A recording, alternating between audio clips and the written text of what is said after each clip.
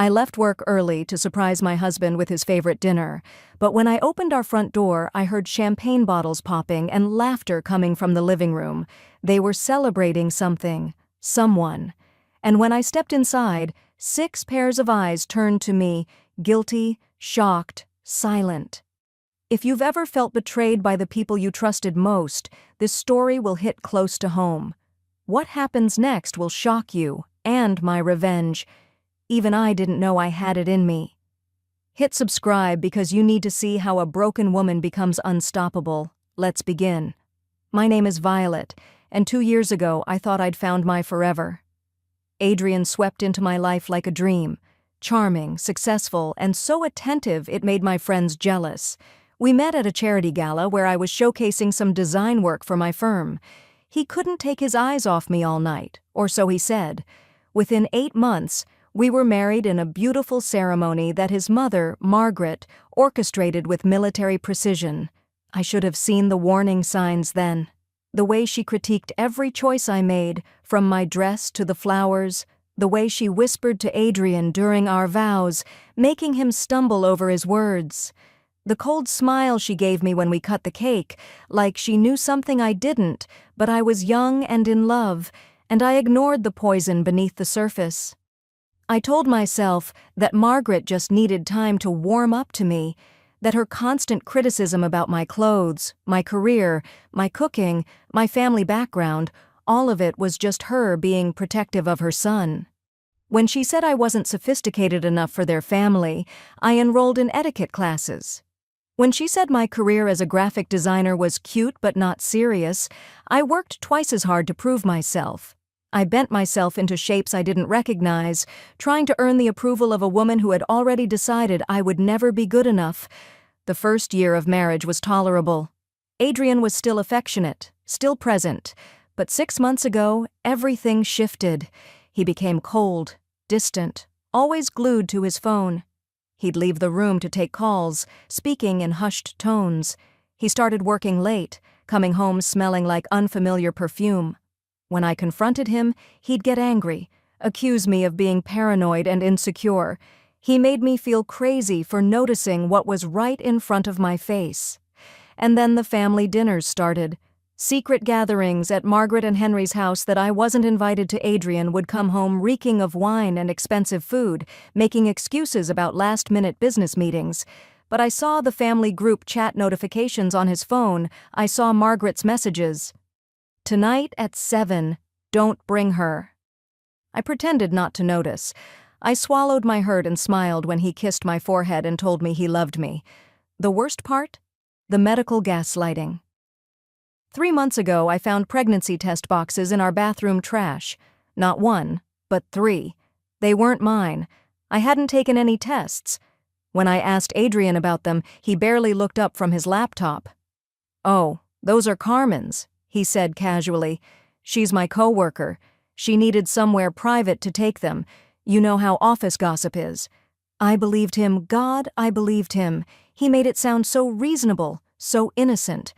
Then came the bank statements. Large cash deposits into Adrian's account, amounts that didn't match his salary. When I asked, he said they were bonuses from work. But I knew his company's bonus structure. These numbers didn't add up. I started having this gnawing feeling in my gut, this instinct that something was terribly wrong. But every time I tried to voice my concerns, Adrian made me feel foolish.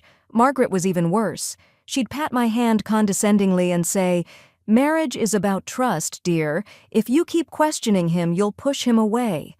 Looking back, I realized they were training me to doubt myself, to stay quiet, to accept whatever story they fed me.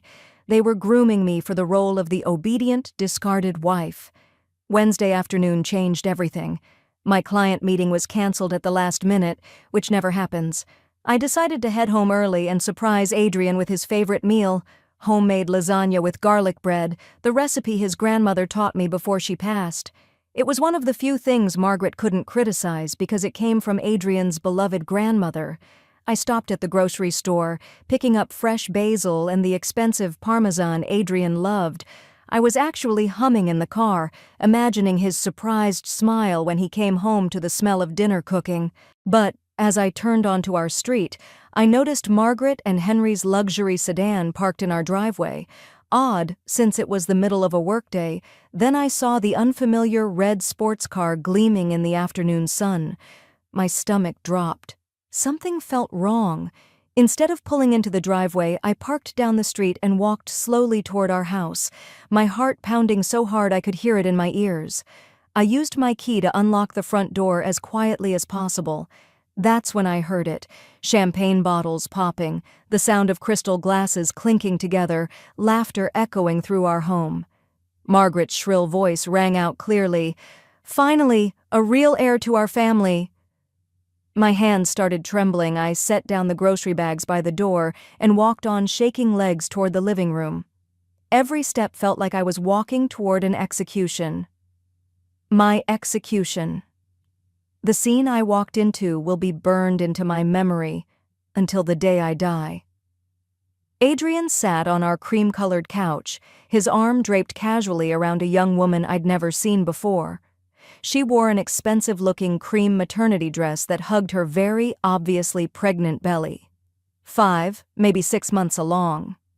Margaret stood beside them, clutching ultrasound pictures to her chest, actual tears of joy streaming down her face. Henry was pouring champagne into crystal flutes, the expensive kind we only brought out for special occasions, and hanging above the fireplace was a banner that made my blood run cold. "Baby Adrian Jr. coming soon." The room froze when they noticed me standing in the doorway, Adrian's face drained of all color. Margaret's joyful expression melted into something cold and calculating. Henry fumbled with the champagne bottle, nearly dropping it, but the pregnant woman, she just smiled. A small, satisfied smirk that told me she'd been waiting for this moment. "So this is where my husband spends his Wednesdays," I said. My voice came out calmer than I felt, almost detached, like I was watching this happen to someone else. Margaret recovered first, because of course she did. She straightened her designer blazer and gestured to an empty chair like she was the hostess of this nightmare. "Violet, darling, come in. We need to talk like adults." The condescension in her voice made my skin crawl. Adrian still couldn't look at me. He stared at the floor, his jaw clenched, his arm still around this woman who was carrying what was apparently his child. The woman extended her hand to me with the confidence of someone who'd already won. "I'm Carmen," she said sweetly. "Adrian's real love." Real love. The words hit me like a physical slap. I didn't take her hand. "We've been together for 10 months. Carmen continued, her hand moving to caress her pregnant belly in a gesture that felt deliberately cruel. "The baby's due in 3 months. Adrian and I are so excited." 10 months. I did the math in my head. He'd started cheating on me just 4 months after our first wedding anniversary. While I was planning our anniversary trip to the Bahamas, he was sleeping with her. Margaret stepped forward, and I saw something in her eyes I'd never seen before. Triumph. "Violet, we never wanted you in this family. You were always temporary." She said that word like it was poison. A placeholder. "Adrian married you because I pushed him to settle down for appearance's sake. We had important business deals that required him to look stable and committed. You served that purpose adequately." The cruelty was breathtaking. Henry, looking uncomfortable but not nearly uncomfortable enough, added weakly, "You have to understand, we needed to maintain our family's reputation." Adrian finally spoke, and his words destroyed whatever was left of my heart. "I'm sorry you had to find out this way. Not sorry for cheating. Not sorry for destroying our marriage. Sorry I found out." Margaret launched into a speech that revealed the true depths of their cruelty. "You can't have children, dear. The tests proved it. Remember all those appointments with Dr. Stevens? The hormone treatments that never worked? You're infertile, Violet. It's not your fault, of course, but it's the truth. Carmen, on the other hand, is fertile, young, from an excellent family background. She's carrying the heir we desperately needed. You should be grateful we're being civil about this divorce instead of dragging you through public humiliation." My mind reeled. The fertility treatments, The months of injections and pills that made me sick. The appointments where Dr. Stevens would shake his head sadly and tell me my hormone levels were all wrong. The nights I cried myself to sleep, feeling like my body had betrayed me. The way Adrian would hold me and say it didn't matter, that he loved me anyway. All of it had been lies? I heard my voice ask questions, but it felt like someone else was speaking. The answers came out so casually, like they were discussing the weather. Those pregnancy tests I found? Margaret had planted them deliberately to mess with my head. My birth control pills? Adrian had been replacing them with placebos for 6 months with the help of Margaret's pharmacist friend. They wanted me to think I was infertile. The medical reports Margaret showed me from Dr. Stevens? All fabricated. He was a family friend who wrote whatever Margaret requested. They'd systematically destroyed my sense of reality. They'd made me believe my body was broken when it wasn't. They'd watched me suffer, watched me blame myself, and they'd enjoyed it. But Carmen's revelation was somehow even worse. She wasn't just some random mistress. She was Margaret's goddaughter. This entire thing had been planned from the beginning. Margaret had arranged for Carmen to seduce Adrian after our wedding. They'd waited a full year to make it seem natural. To avoid suspicion, Carmen had been promised marriage to Adrian after our divorce, the family mansion, and a $2 million trust fund for the baby. I was never a wife, I was a pawn in their sick game. Margaret pulled out a folder of medical documents, waving them like evidence at a trial. Dr. Stevens documented everything, dear. You are infertile. You always were. We did you a favor, really, letting you believe you had a chance. My hands were shaking so badly, I had to clench them into fists. I want to see my actual doctor's report, not Dr. Stevens, my gynecologist, Dr. Patterson. Margaret actually laughed. Oh, darling, Dr. Stevens is one of the most respected fertility specialists in the state. He wrote what the tests showed. You're broken, Violet. Accept it. The word broken echoed in my head. That's what they'd been trying to do all along. Break me. Then Henry dropped the financial bombshell. The house I thought Adrian and I owned together? Adrian had forged my signature on a quitclaim deed months ago. It was now solely in his name. My savings account that had over $60,000 in it emptied last month. Adrian had transferred everything to an offshore account. Margaret's legal team had already drafted divorce papers. They'd planned to leave me with absolutely nothing.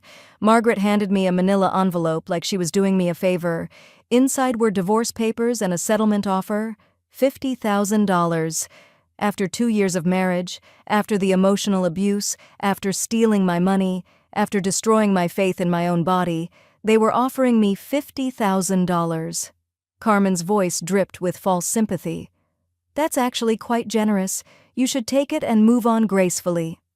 Margaret's eyes went cold. Sign today and leave quietly, Violet, or we'll destroy your career too. We have evidence of you stealing from your design firm. My connections can blacklist you from every reputable company in this industry. You'll never work again. The threat hung in the air. They had fabricated evidence, created a complete conspiracy to destroy every aspect of my life. They'd thought of everything, planned for every contingency, left me with no options, except they'd made one critical mistake. They'd underestimated me. I felt something shift inside me. The tears that had been threatening to fall dried up. A strange calm settled over my body. I looked at each of their faces, Margaret's smug satisfaction, Henry's uncomfortable guilt, Adrian's cowardice, Carmen's triumphant smile, and I started to laugh. It wasn't a happy laugh. It was the laugh of someone who had just realized she had nothing left to lose. And that made me the most dangerous person in the room. You really think you've won, don't you? I said quietly. Margaret's smile widened. This isn't a game, dear. You've already lost. I pulled out my phone, and Adrian's eyes went wide with panic. What are you doing? Oh, Margaret, I said, my voice steady now. You taught me well. It absolutely is a game, and I've been playing it longer than you think. I showed them my phone screen. The recording app had been running since I walked into the house, every word, every confession, every detail of their conspiracy. Adrian lunged for the phone, but I stepped back smoothly. "It's already uploaded to the cloud," I said, "and sent to someone very special, my best friend Rachel. You remember Rachel, don't you, Margaret? The FBI white-collar crime investigator?" The color drained from Margaret's face, but I wasn't done. Not even close. I pulled a folder from my purse. Yes, I'd been carrying it this whole time. Waiting for the right moment, I dropped it on the coffee table, and papers spilled out across the ultrasound pictures. "DNA results," I said simply, "for Carmen's baby." Carmen went absolutely still. Margaret's eyes narrowed. "What are you talking about?" "The baby isn't Adrian's," I said, watching their faces. "It's Henry's." The explosion was immediate. Margaret screamed. Henry's face went white. Adrian jumped up from the couch, looking between Carmen and his father in horror. Carmen tried to run, but her pregnant belly slowed her down. "You've been sleeping with my father?" Adrian's voice cracked. The truth came pouring out. Carmen and Henry had been having an affair for 8 months. When Carmen got pregnant, she panicked. The plan had been to seduce Adrian, make him think the baby was his, secure her position in the family. She'd been sleeping with both father and son, and neither of them had known. But I'd known. Because 4 months ago, I'd hired a private investigator. Not because I suspected the affair with Adrian. I'd suspected something far worse. And I'd been right. "Speaking of investigations," I continued, my voice cutting through the chaos, "I also have documentation of Adrian's embezzlement from his own company, roughly $300,000 over the past year. I have evidence of Margaret's tax fraud and the offshore accounts she's been hiding from the IRS. And Henry, those business deals you've been bragging about, they're illegal. I sent everything to the FBI, the IRS, and the corporate fraud division. Rachel was very interested in the information." Margaret tried to speak, but I held up my hand. I wasn't finished. "The house you think you stole from me? That quitclaim deed Adrian forged? Legally worthless. My grandmother left this house to me in an ironclad trust. Adrian's forgery is a felony. I've already filed charges." I looked at Adrian, who'd collapsed back onto the couch. "The police should be here any minute." Margaret tried to run for the door. I blocked her path. "And those fabricated evidence about me stealing from my company? My boss, Mr. Peterson, has been my mentor for 8 years. I warned him about your plan last week. He didn't believe it for a second. His lawyers are preparing a defamation lawsuit as we speak. Your connections? Margaret, they're about to run from you like rats from a sinking ship." The sirens started wailing outside. Red and blue lights flashed through our windows. Margaret looked at me with pure hatred.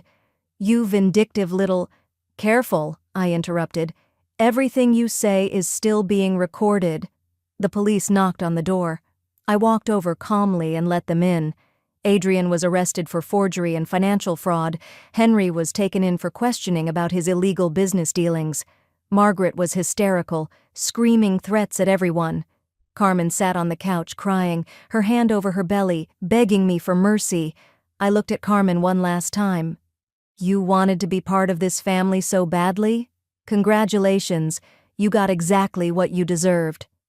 As they led Adrian out in handcuffs, he finally looked at me. "Violet, please. I'm sorry. I love you." "No," I said quietly.